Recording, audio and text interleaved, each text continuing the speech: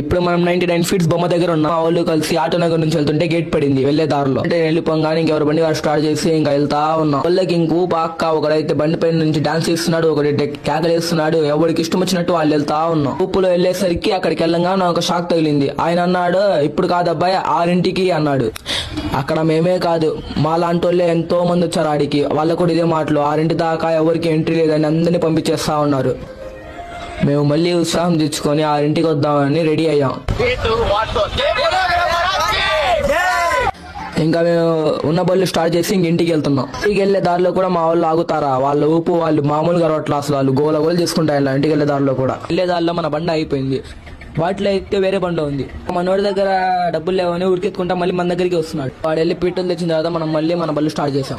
వెళ్లే దారిలో ఆగి ఇంకా మనం రీల్స్ తీసుకున్నాం కాసేపు. అక్కడ రీల్స్ అయిపోయేసరికి 6:30 అయింది.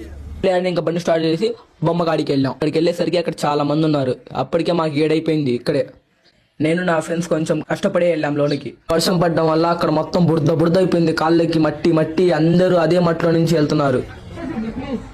అమ్మాయ ఎలాగోలా వచ్చాం, ఎంట్రన్స్ దాకా వచ్చాం. ఇక్కడైతే అసలు జనాలు మామూలుగా లేదు. ఈ విగ్రహాన్ని చూడడానికి చాలా మంది వచ్చారు. వీళ్ళంతా అసలు ఎంత మంది అంటే చెప్పలేం. ఇంకా మేము ఆ గుంపులో ఎట్టాగొట్ట తోసుకుంటూ కేకలు పెట్టుకుంటూ వెళ్ళాం.